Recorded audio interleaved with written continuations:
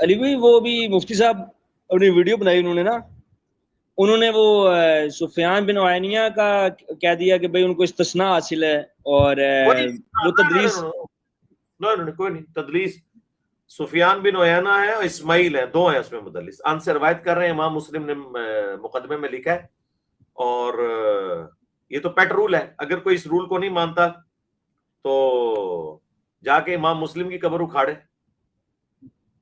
کھڑے ہو کر علی بھائی کھڑے ہو کر جھوٹ بول رہے ہیں، کھڑے ہو کے جھوٹ بول رہے ہیں کہ وہ ان کو استثناء حاصل ہے۔ چھوڑ دیں یہ چھوڑ دیں، پہلا تو ہم نے جھوٹ پکڑا ہے، جو تم نے 12 کتابیں دکھائی تھی بے ایمان آدمی، اس میں ایک سفیان بن عینہ والی روایت تھی، تو نے 12 کیوں بنا کے پیش کی ہیں؟ 12 کی 12 دو نمبر روایتیں تو نے پیش کی، پہلے تو آ کے معافی مانگنا اپنی پبلک سے، وہ ساری روایتیں جن میں ابو السفر اور ابو بردہ ہے، تو نے جو کہا 12 کتابیں جھوٹ بولا ہے، تو نے بول کے میں نے جھوٹ بولا ہے۔ سیدنا خالد بن ولید رضی اللہ تعالیٰ عنہ کے زہر پینے والے واقعہ پر مرزا جیلمی بری طرح ایکسپوز ہوا ہے، اور اس مسئلہ پر مرزا جیلمی نے کتنے یو ٹرن لیے، کتنے رخ بدلے، وہ اہل حقیقت اور اہل انصاف پر بالکل واضح ہے۔ اب مرزا جیلمی موضوع سے انحراف کرنے کی کوشش کر رہا ہے، اور بحمد تعالیٰ جو میں نے مرزا جیلمی سے مطالبات کیے تھے اور اس کے اوپر سوالات چھوڑے تھے، مرزا جیلمی ان میں سے کسی ایک کا بھی علمی طور پر کتابی حوالہ پیش کر کے جواب نہیں دے سکا۔ پہلے تو اس مسئلہ پر سرے سے منکر تھا، سیدنا خالد بن ولید رضی اللہ تعالیٰ عنہ کا زہر پینا اللہ رب العزت کی ذات پر توکل اور بھروسہ کرتے ہوئے، اور مسلمانوں کی اللہ رب العزت نے اس کے ذریعے نصرت کروائی اور کافروں کے دلوں میں رعب ڈال دیا، اور ان سے کرامت کے طور پر یہ چیز صادر ہوئی، اس کا سرے سے منکر تھا۔ اور مرزا جیلمی ریفرنس مانگ رہا تھا، پہلے حوالہ مانگتا تھا کہ حوالہ پیش کریں، یہ واقعہ جھوٹا ہے، مکذوبہ ہے، قصہ ہے، کہانی ہے، اس کا حوالہ پیش کریں جی، ریفرنس پیش کریں۔ جب بحمد تعالیٰ درجن سے زائد حوالہ جات میں نے ائمہ محدثین اور علماء اہل سنت کی حدیث، سیرت صحابہ اور فضائل صحابہ کی کتابوں سے پیش کیے، تو اس کے بعد رخ بدلا، یو ٹرن لیا اور کہا کہ مجھے پتا تھا یہ کن کتابوں میں ہے، لیکن یہ جھوٹے ہیں حوالے، یہ حوالے جھوٹے ہیں، اور یہ روایت اور واقعہ بالکل مکذوبہ جھوٹا ہے۔ میں نے کہا کہ اگر جھوٹا واقعہ ہے تو اس پر تم کوئی حوالہ پیش کرو، یہ درجن سے زائد ائمہ محدثین کی کتابوں میں یہ حدیث موجود ہے، کسی ایک امام نے یہ لکھا ہو کہ یہ روایت اور حدیث جھوٹی ہے، جعلی ہے، اس کا حوالہ پیش کرو۔ کسی ایک کا بھی حوالہ نہیں پیش کر سکا کہ کسی ایک محدث امام نے یہ لکھا ہو کہ یہ حدیث جعلی ہے۔ اور پھر میں نے درجن سے زائد جب حوالہ جات پیش کیے تو کہتا جی کہ جن کتابوں سے حوالہ جات پیش کیے گئے ہیں، انہی کتابوں میں محدثین نے یہ بھی لکھا ہے کہ یہ حدیث جھوٹی ہے، جعلی ہے، جبکہ بحمد تعالیٰ میں نے ان کتابوں کے آن کیمرہ پیجز دکھائے ہیں، کسی ایک کتاب میں بھی یہ نہیں لکھا کہ یہ واقعہ جھوٹا ہے، جعلی ہے یا حدیث ضعیف ہے، کسی ایک محدث نے نہیں لکھا۔ تم ناقل ہو، تمہارا کام یہ کہ تم نقل پیش کرو، کسی محدث کا حوالہ پیش کرو، لیکن مرزا جیلمی حوالہ پیش کرنے سے قاصر رہا، اور الٹا کہتے ہیں چور کوتوال کو ڈانٹے۔ اب جو لیٹسٹ بیان دیا ہے اس کے اندر جو اس نے زبان استعمال کی ہے، بے ایمان، منافق، چوزا، چوہا، اس طرح کے الفاظ استعمال کر کے یہ اپنی حیثیت بتا رہا ہے کہ میرے پاس یہ کچھ اب رہ گیا ہے، علمی دلیل اور علمی جواب میرے پاس اس کا کوئی نہیں ہے۔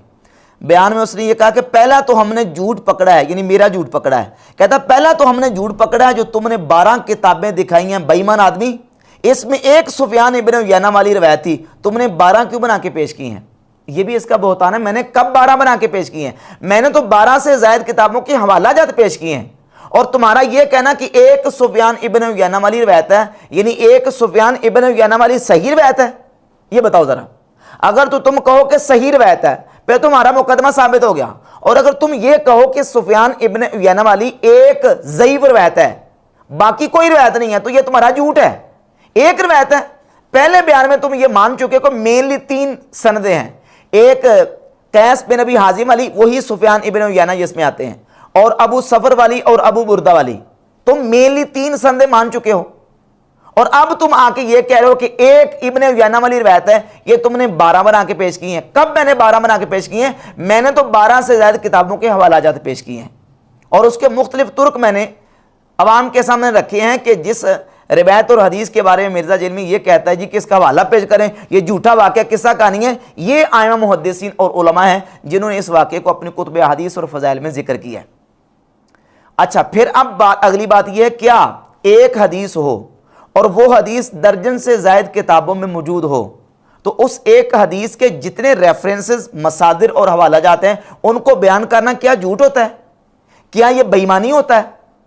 تو یہ تو تم بھی کرتے ہو، بلکہ حقیقت یہ ہے کہ یہ اہل علم کا طریقہ ہے کہ وہ ایک حدیث اس کے جتنے ترک ہوتے ہیں اور جہاں جہاں جس کتاب میں آئی ہوتی ہے اس کے حوالہ جات پیش کر دیتے ہیں کہ فلاں کتاب میں یہ حدیث ہے۔ جس طرح مثال کے طور پہ جامع ترمذی کی ایک حدیث ہے اور وہی حدیث سنن نسائی میں، ابن ماجہ میں، ابو داؤد میں ہو تو یہ کہا جاتا ہے کہ یہ حدیث جامع ترمذی میں، ابو داؤد میں، سنن نسائی میں، ابن ماجہ میں موجود ہے، حالانکہ حدیث ایک ہوتی ہے۔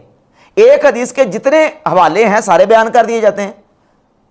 ایک حدیث بخاری میں بھی ہے، مسلم میں بھی ہے، تو کہہ دیا جاتا ہے کہ یہ حدیث بخاری مسلم میں ہے، متفق علیہ، حدیث ایک ہے۔ تو کیا ایک حدیث کے جتنی کتابوں سے حوالہ جاتے ہیں وہ پیش کرنا بے ایمانی اور ہیرا پھیری ہے، یا یہ نعوذ باللہ منافقت ہے؟ یہ تو اہل علم کا طریقہ ہے۔ اور اسی طریقے کے مطابق بحمد تعالیٰ میں نے اس حدیث کے جو متعدد طرق تھے اور جن کتابوں میں محدثین نے اس حدیث کو بیان کی ہے اس کے حوالہ جات میں نے پیش کیے ہیں، اور اس پر بھی مرزا جیلمی کو پریشانی ہے۔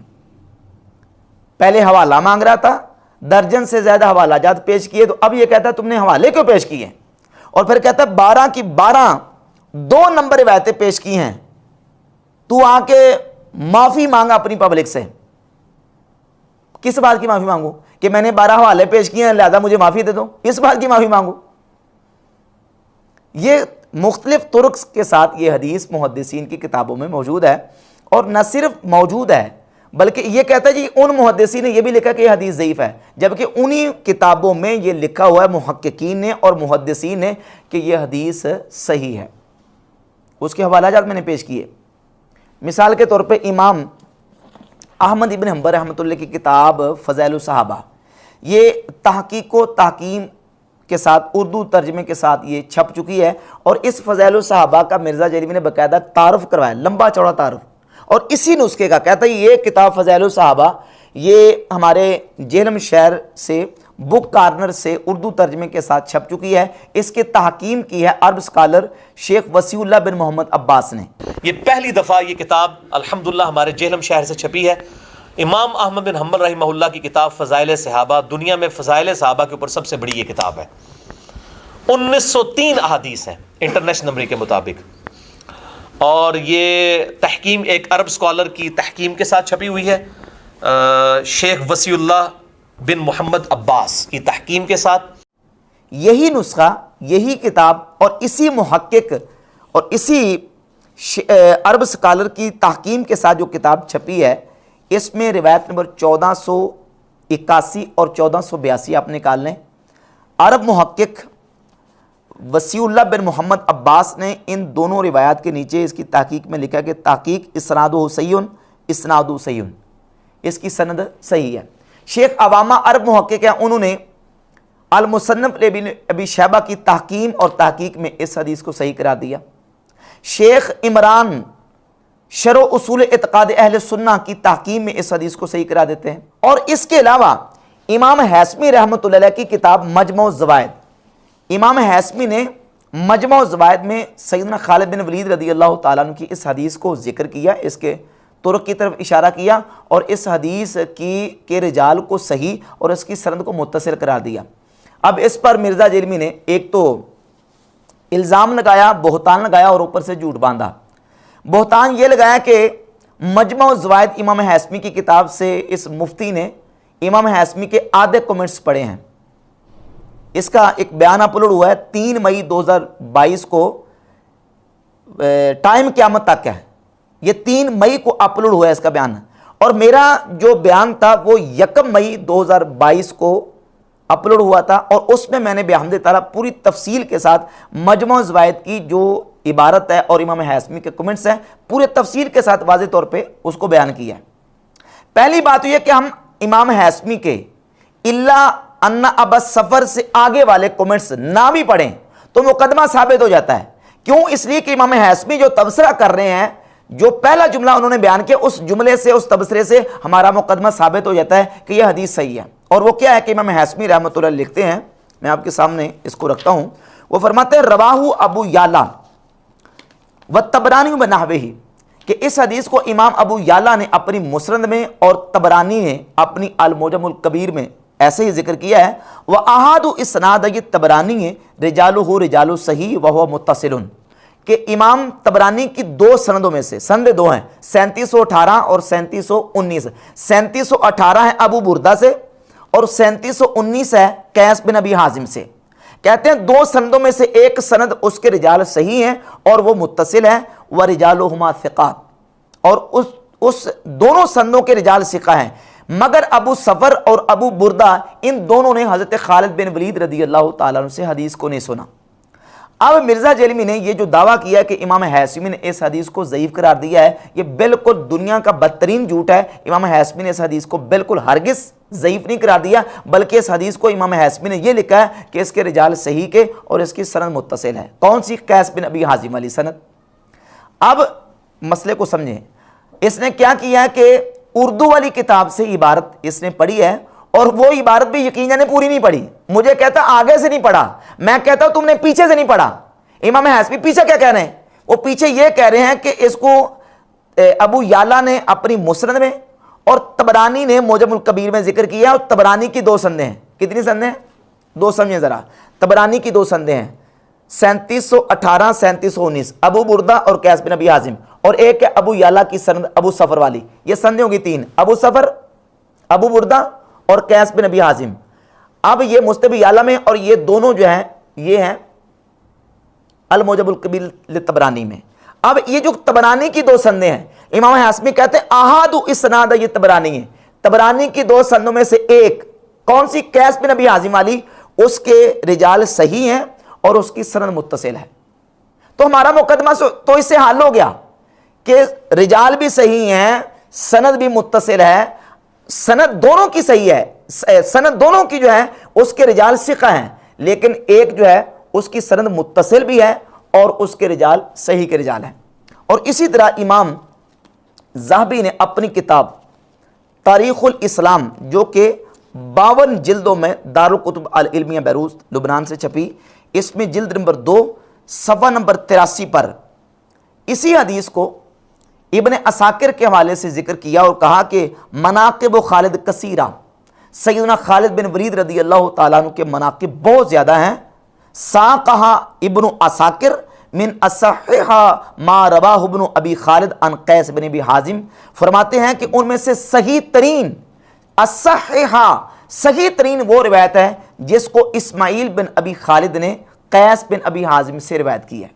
इमाम ज़हबी अपनी किताब तारीख़ इस्लाम में इसको सही तरीन सनद कह रहे हैं, किसको? कैस बिन अबी हाजिम वाली सनद और हदीस को। और रह गई अबू बुर्दा वाली और अबू सफ़र वाली। तो अब मिर्ज़ा कहता है ये ज़ईफ़ है, इसे ये नहीं पता कि ज़ईफ़ किसको कहते हैं और ज़ईफ़ के लिए शरात कौन सी हैं। अबू बुर्दा और अबू सफ़र की जो दोनों रिवायतें हैं उसमें इमाम हाशमी ने सिर्फ इतना लिखा है कि उनका खालिद बिन वलीद रदी अल्लाह ताला अन्हु से समा साबित नहीं है। जिस तरह सही मुस्लिम की 2750 नंबर जो हदीस है उसमें अब्दुल्ला बिन माबद अज़्ज़मानी का सैयदना अबू कतादा रदी अल्लाह ताला अन्हु से समा साबित नहीं है। अब इस सही मुस्लिम की हदीस निकालें 2750 निकल आई, उसमें अब्दुल्ला बिन माबद अज़्ज़मानी वो अबू कतादा सहाबी से हदीस बयान कर रहे हैं। और ये अब्दुल्ला बिन माबद अज़्ज़मानी, इनके बारे में इमाम बुखारी रहमहुल्लाह अपनी किताब अत-तारीख़ुल कबीर के तर्जमा नंबर 622 के तहत लिखते हैं कि वला नारिफ़ु समाअहु मिन अबी कतादा, अब्दुल्ला बिन माबद अज़्ज़मानी का अबू कतादा से समा मालूम नहीं। इमाम बुखारी समा की क्या कर रहे हैं? नफी कर रहे हैं, समा मालूम नहीं। और यह हदीस है सही मुस्लिम में 2750। इसके अलावा आगे चलिए, सही बुखारी में 5081 नंबर हदीस है उर्वा ताबी से। उर्वा ताबी ये कहते हैं कि रसूलुल्लाह सल्लल्लाहु अलैहि वसल्लम ने हज़रत अबू बकर सिद्दीक़ रदी अल्लाह ताला अन्हु से सैयदा आयशा के रिश्ता की बात की تو حضرت ابوبکر صدیق نے عرض کی یا رسول اللہ میں تو آپ کا بھائی ہوں. تو نبی کریم علیہ الصلوۃ والسلام نے فرمایا تم دین اور اللہ کی کتاب میں میرے بھائی ہو اور عائشہ میرے لیے حلال ہیں. یہ روایت کون کر رہے ہیں؟ عروہ تابعی جن کی ولادت 23 ہجری میں ہوئی. اور وہ کن سے روایت کر رہے ہیں؟ حدیث بیان کر رہے ہیں رسول اللہ صلی اللہ علیہ وآلہ وسلم کی ذات اقدس سے. مرزا کہتا سما ثابت نہیں. تو مرزا صاحب سما تو یہاں بھی ثابت نہیں ہے. اور اس کے علاوہ صحیح مسلم کی 777 نمبر جو روایت ہے وہ بھی روایت جو علا بن شخیر سے ہے. اس کے علاوہ صحیح بخاری کے اندر 4531 نمبر جو روایت ہے انٹرنیشنل نمبر جو بتاتے ہو، اس میں فقط مجاہد تابعی سے امام بخاری رحمۃ اللہ علیہ جو ہے نا وہ لے کے آ رہے ہیں سما، اور یہاں جو ہے نا وہ حدیث پر وہ بھی ثابت نہیں ہے. جہاں تک بات ہے حدیث میں سما کے ثابت نہ ہونے کی، تو اس حوالے سے یہ بات یاد رہے کہ ابو بردہ اور ابو سفر دونوں تابعین میں سے ہیں. بالخصوص ابو بردہ یہ سیدنا ابو موسیٰ اشعری رضی اللہ تعالیٰ عنہ کے بیٹے ہیں. سیدنا مولا علی، سیدہ عائشہ، سیدہ اسماء، حضرت عبداللہ بن سلام، عبداللہ بن عمر، حضرت ابو ہریرہ اور مولا علی رضی اللہ تعالیٰ عنہم اجمعین، ان تمام صحابہ کے شاگرد ہیں ابو بردہ بن ابی موسیٰ الاشعری. اور یہ کوفہ کے قاضی اور بہت بڑے عالم تھے.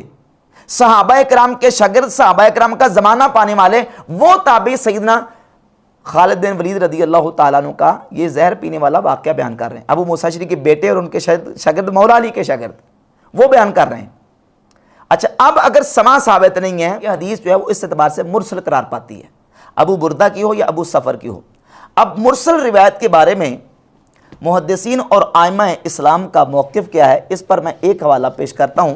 امام ابو داؤد رحمہ اللہ کے رسالہ ابی داؤد کا جو انہوں نے اہل مکہ کو لکھا تھا، اس میں صفحہ نمبر 25 پر امام ابو داؤد رحمہ اللہ لکھتے ہیں وَأَمَّا الْمَرَاسِيلِ، باقی رہ گئی مرسل روایتیں، فَقَدْ كَانَ يَحْتَجُّ بِهَا الْعُلَمَاءُ فِي مَا مَضَى، کہتے ہیں جو پیچھے علماء گزر گئے ہیں وہ مرسل روایت سے احتجاج کرتے تھے، اس کو دلیل کے طور پر لیتے تھے، جیسے سفیان ثوری اور امام مالک اور اوزائی، اور اسی طرح امام اعظم ابو حنیفہ رحمۃ اللہ علیہ. امام ابو حنیفہ، امام مالک، امام اوزائی تقریباً 200 سال تک جو علماء اور محدثین تھے وہ مرسل روایت سے احتجاج پکڑتے تھے.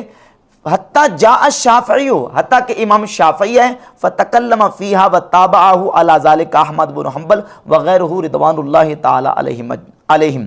فرماتے ہیں حتیٰ کہ امام شافعی ہے اور امام شافعی کی اتباع کی امام احمد بن حنبل نے، انہوں نے مرسل روایتوں کے اندر کلام کیا، لیکن وہ بھی مطلقاً انہوں نے مرسل روایتوں کو ریجیکٹ نہیں کیا، بلکہ امام شافعی رحمۃ اللہ علیہ نے مرسل کے قبول کرنے کے لیے اور اس سے احتجاج کے لیے کچھ شرائط بیان کی. اور وہ ایک شرط یہ ہے کہ مرسل مودد جو ہے، یعنی جس کو تقویت دینے والی کوئی دلیل موجود ہو تو وہ مرسل جو ہے وہ قابل احتجاج ہے.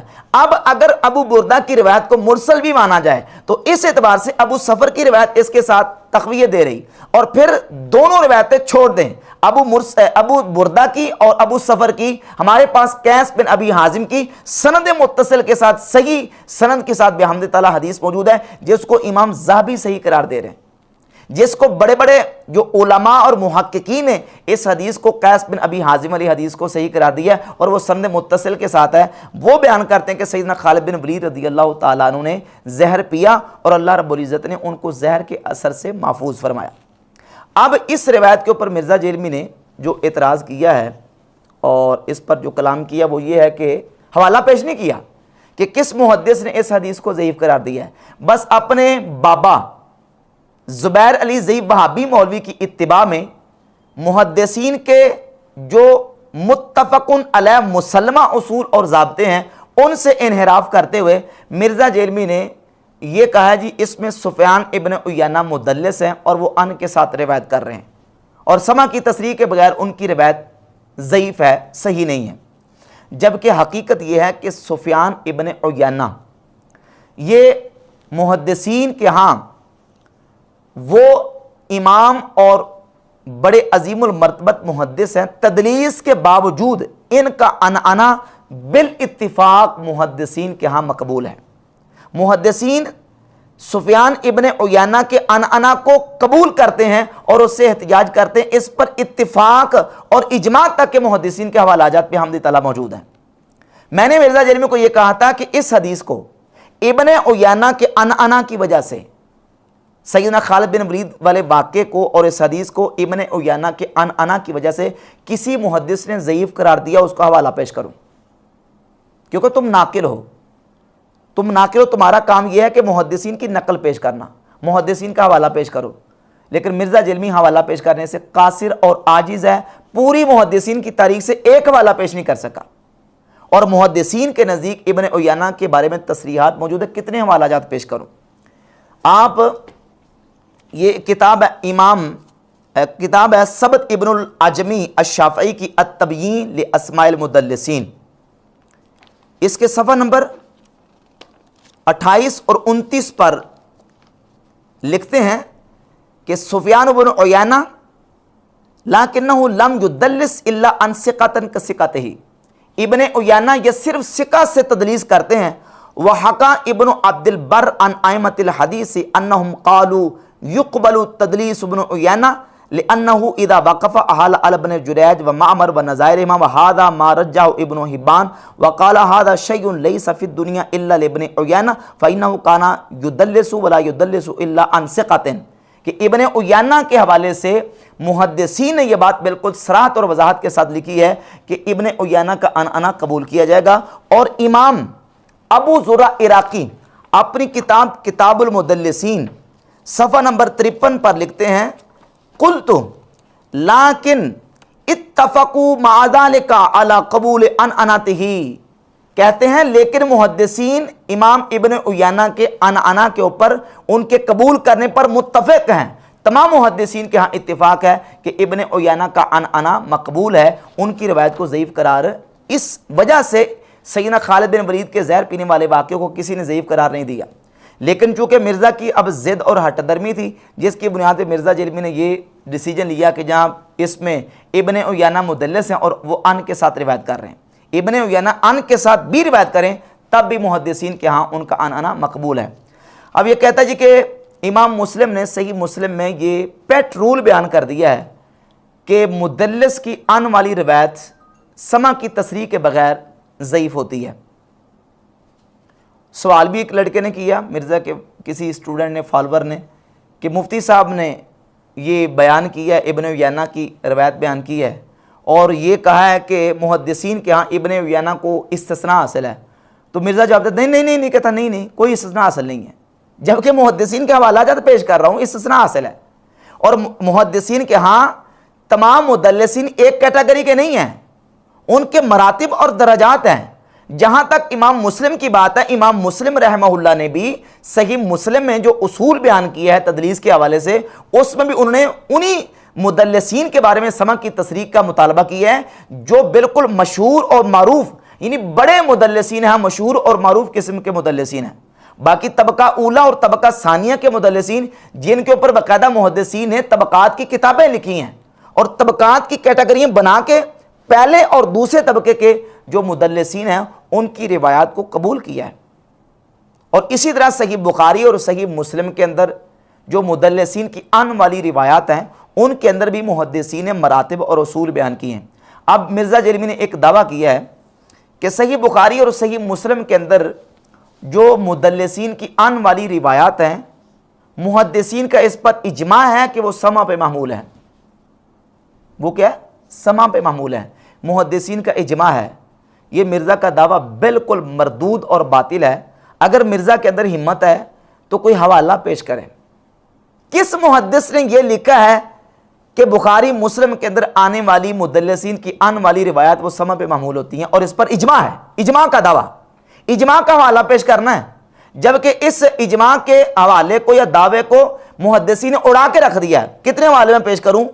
میں آپ کے سامنے یہ حوالہ پیش کرتا ہوں۔ امام ابن حجر اسقلانی کی ابن صلاح کے مقدمہ کے اوپر جو شرح ہے النقط، یہ میرے پاس جو نسخہ ہے اس میں صفحہ نمبر 331 پہ ابن حجر اسقلانی فرماتے ہیں لأنہا دعویٰ لا دلیل علیہا، کہتے ہیں یہ ایسا دعویٰ ہے کہ جس پر کوئی دلیل موجود نہیں۔ یہ ابن حجر اسقلانی رحمۃ اللہ علیہ لکھ رہے ہیں۔ اس کے علاوہ ابن حجر اسقلانی علیہ رحمہ سے ان کی کتاب صحیح بخاری کا جو مقدمہ ہے اس میں انہوں نے صفحہ نمبر 544 پہ لکھا ہے، کہتے ہیں اما داول انقطاع فمدفوعۃ عمن اخرج لهم البخاری لما علم من شرطه ومع ذلك فحكم من ذکر من رجاله بتدلیس او ارسال ان تصبر احادیثهم الموجودة عنده بالعنعنة فان وجد التصریح بالسماع فيها ان دفع الاعتراض والا فلا۔ کہتے ہیں اگر ان مدلسین کی ان والی روایات کے اندر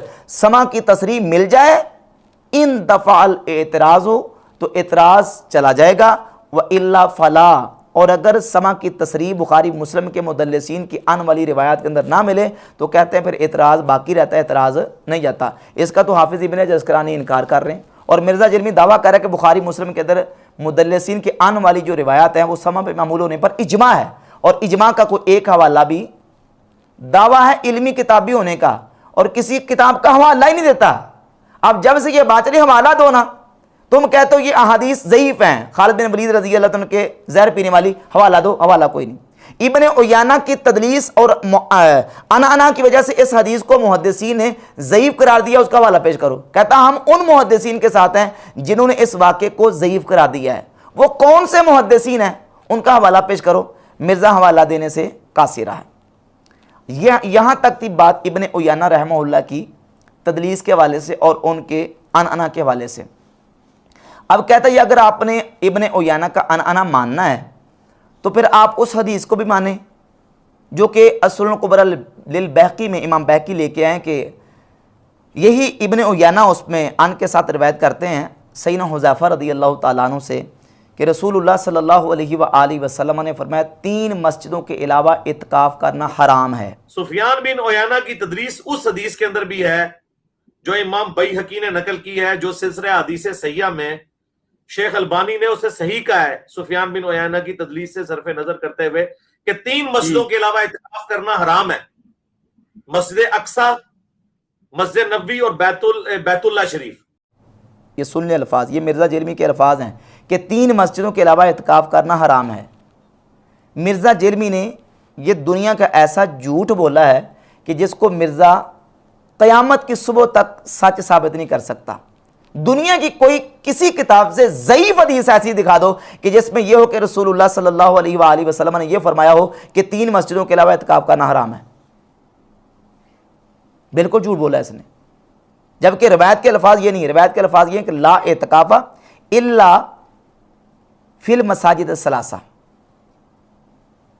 کہ اعتکاف نہیں ہے مگر 3 مسجدوں میں۔ اب اس حدیث کا مطلب کیا ہے اور اس حدیث کے اوپر محدثین نے کیا تبصرہ کیا ہے، اس پر میں آپ کے سامنے 2 حوالے پیش کرتا ہوں۔ یہ ایک حوالہ ابن حزم الاندلسی کی کتاب المحلہ بالآثار، اور جلد نمبر اس کی ہے 3 اور صفحہ نمبر ہے 431۔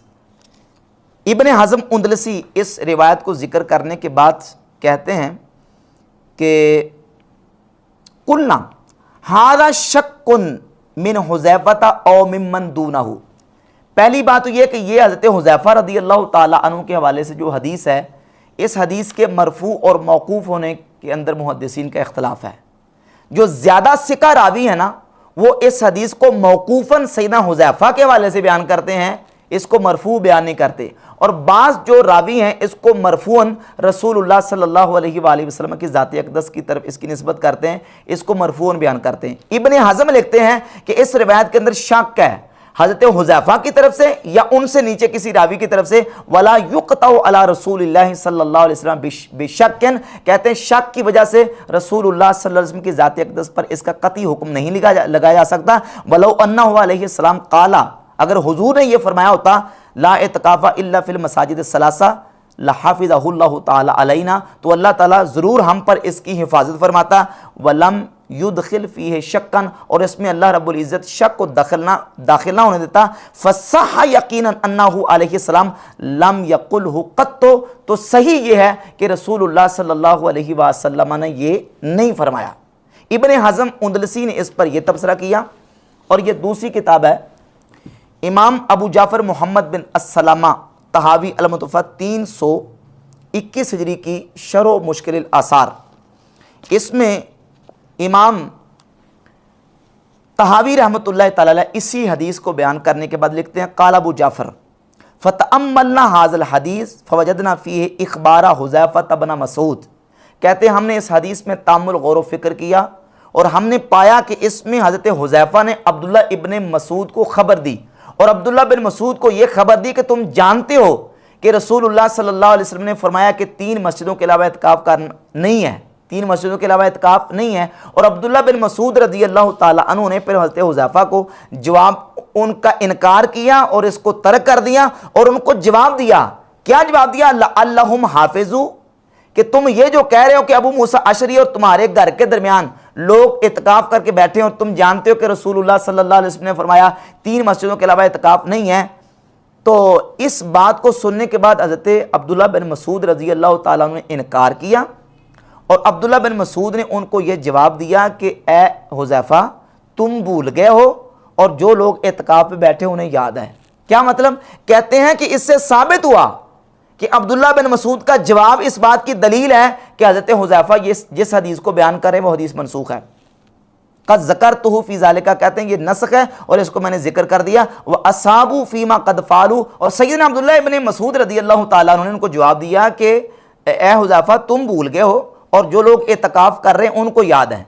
यानी इमाम अबू जाफ़र मोहम्मद बिन सलामा ताबी से नतीजा ये निकाल रहे हैं कि हज़रत हुज़ैफ़ा बिन यमान रज़ी अल्लाह ताला जो रिवायत बयान कर रहे हैं वो रिवायत मनसूख है और बाद में नासिख अमल ये है कि हर मस्जिद में इत्काफ़ करना दुरुस्त है। एक जवाब ये है, इब्न हज़म कहते हैं कि इसमें शक है हज़रत हुज़ैफ़ा की तरफ से या किसी और रावी की तरफ से। दूसरा ये है कि ये हज़रत हुज़ैफ़ा की बयान करदा रिवायत मनसूख है। तीसरा, मुहद्दिसीन ने इसका ये जवाब दिया है और वो जवाब ये है कि जो हदीस है ला इत्काफ़ा इल्ला फिल मसाजिद सलासा, इत्काफ़ नहीं है मगर 3 मस्जिदों में, यहाँ लाए नफ़ी जिन्स नहीं है बल्कि लाए नफ़ी कमाल है, लाए नफ़ी कमाल है। यानी यहाँ मुतलकन इत्काफ़ के होने की नफ़ी नहीं है बल्कि यहाँ नफ़ी है अफजलियत की कि इन 3 मस्जिदों के अलावा बाकी मस्जिदों में इन 3 मस्जिदों की तरह इत्काफ़ का सवाब नहीं है। जो इत्काफ़ का सवाब यहाँ इन 3 मस्जिदों में है, बाकी 3 मस्जिदों में, 3 मस्जिदों के अलावा उन मस्जिदों में इन मस्जिदों की तरह सवाब नहीं है। सवाब और अफजलियत की नफ़ी है, मुतलकन जो है वो इत्काफ़ की नफ़ी नहीं है। तो ये मुहद्दिसीन ने इसके जवाब दिए हैं और इब्न उयाना की तदलीस की वजह से इस हदीस को ज़ईफ़ करार नहीं दिया। जो मिर्ज़ा ने दरमियान में बात छोड़ी है, ये किसी एक मुहद्दिस ने ऐसी बात नहीं की कि इब्न उयाना की वजह से ये जो हदीस है ये ज़ईफ़ करार पाती है। और ये गोया कि मिर्ज़ा जेलिमी के पास इसके तुर्कश में आखिरी तीर था जो मिर्ज़ा ने चला दिया, और यह तीर ही मिर्ज़ा ने अपनी तरफ से नहीं, अपने बाबे ज़ुबैर अली ज़ई वहाबी मौलवी से लिया है और यह तीर मिर्ज़ा ने चलाया जिसका इस उसूल और ज़ाब्ते को तोड़ने के वाले से कोई ताल्लुक़ नहीं है। और इस हवाले से आखिरी जो बात है वो ये है कि इमाम इब्न उयाना रहमतुल्लाह के वाले से मिर्ज़ा कहता जी कि समा की तसरीह पेश करें। तो आज हम मिर्ज़ा के सामने समा की तसरीह पेश कर देते हैं। इमाम हाफिज़ हिबतुल्लाह लालकाई की किताब शरह उसूल इत्क़ाद अहले सुन्ना जिल्द नंबर 2 सफ़ा नंबर 439 से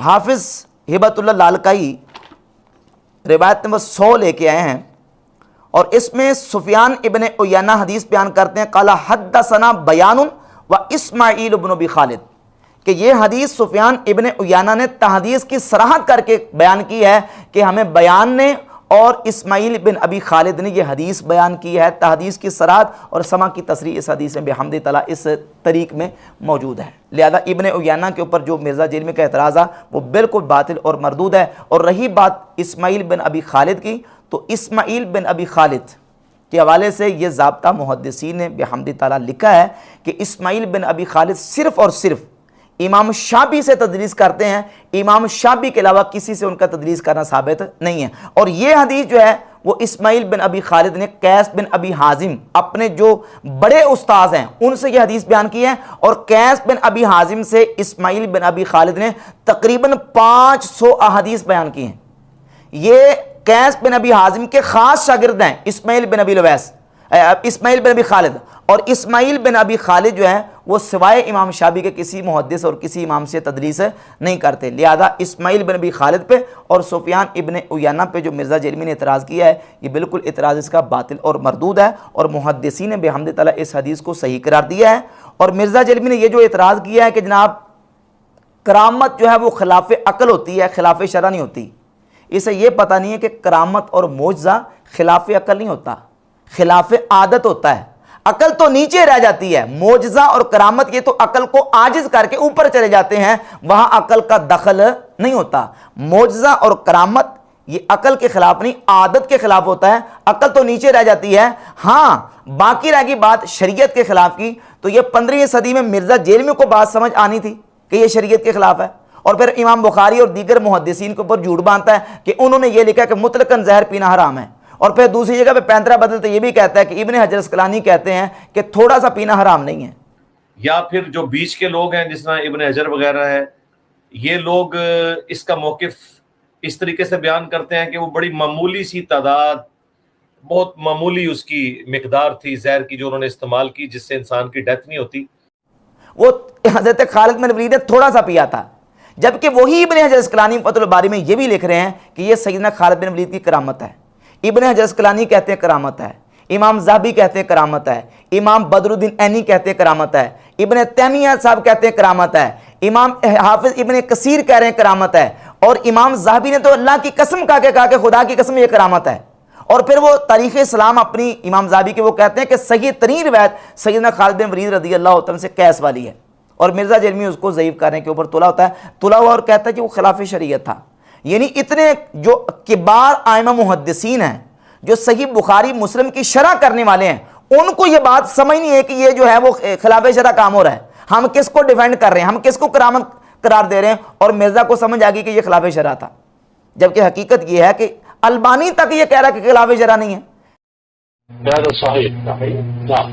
هذا الإقدام على العمل الذي أقدم عليه خالد بن الوليد ليس إقداما بناء على تجارب سابقة، وإنما هو ثقة منه بالله عز وجل، وهذا من الأمور الخارقة للعادة التي لا يقاس عليها ولا يجوز أن تتخذ أصلا يبنى عليه. والناس في مثل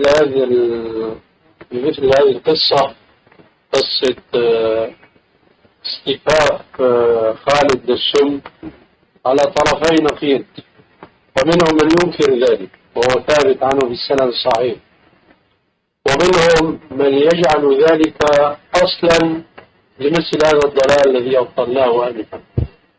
فلا هؤلاء أصابوا ولا هؤلاء أصابوا.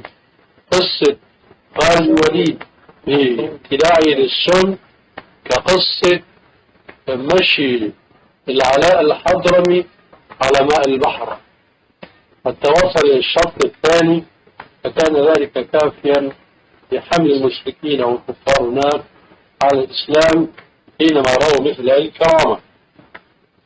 فالأمور التي تجري على خلاف السنن العامة المعروفة هي أمور على خلاف القاعدة، وما كان على خلاف القاعدة فلا تتخذ قاعدة. البانی مان رہا ہے مرزا کا آئنسٹائن کہ یہ چیز جو ہے سیدنا خالد بن ولید سے کرامت کے طور پر صادر ہوئی ہے، اور یہ خلاف قاعدہ چیز ہے، اور خلاف قاعدہ کو قاعدہ نہیں بنایا جاتا۔ یہ ایک خاص موقع تھا، اللہ رب العزت نے ان کے دل میں یہ بات ڈالی، اور کافروں کو وہ پہلے خط لکھ چکے تھے کہ تم جزیہ دو، ورنہ میں تمہارے اوپر ایسی قوم کو مسلط کروں گا جو موت کو اس طرح پسند کرتے ہیں جس طرح تم زندگی کو پسند کرتے ہو۔ اور پھر خالد بن ولید وہاں خود بنفس نفیس تشریف لائے، انہوں نے ان کے سامنے وہ زہر رکھی کہ یہ زہر جو ہے یہ زہر قاتل ہے، تو سیدنا خالد رضی اللہ تعالیٰ عنہ کو اللہ رب العزت نے بات دل میں ڈال دی۔ اللہ نے وہاں کافروں کے دل میں روب ڈالنا تھا، اور مسلمانوں کے ایمان کو اللہ نے پکا کرنا تھا، اور خالد بن ولید سے یہ چیز اللہ تعالیٰ نے کرامت کے طور پر صادر کروانی تھی، اور انہوں نے فوراً وہ زہر پیا اللہ کا نام لے کے، اور اللہ رب العزت نے ان کو زہر کے اثر سے محفوظ فرما دیا۔ جس طرح البانی نے یہ کہا، بیان کیا کہ جس طرح علا حضرمی صحابی رسول رضی اللہ تعالیٰ عنہ ایک جنگ میں گئے، اور رستے میں جب سمندر آ گیا تو سمندر کے اندر انہوں نے گھوڑے ڈال دیے، اور اللہ رب العزت نے انہیں ایسا محفوظ فرمایا کہ ان کے گھوڑے جو ہیں، ان کی سواریوں کے صرف سم جو ہے وہ پانی سے بھیگے ہیں، باقی سارے کے سارے سواریاں اور ان کا سامان جو ہے وہ صحیح سلامت اور محفوظ رہا۔ تو یہ کرامت کے طور پر جو چیز کرامت کے طور پر صادر ہوتی ہے، نہ تو اس کو قاعدہ اور قانون بنایا جا سکتا ہے، اور نہ ہی اس میں اپنے عقلی گھوڑے ہم دوڑا سکتے ہیں۔ یہ واقعہ بحمد تعالیٰ دلائل کے ساتھ، حقائق کے ساتھ ثابت ہے، اور اس واقعے کو ضعیف اور جعلی کسی ایک محدث کا حوالہ بھی مرزا اس پہ پیش نہیں کر سکا۔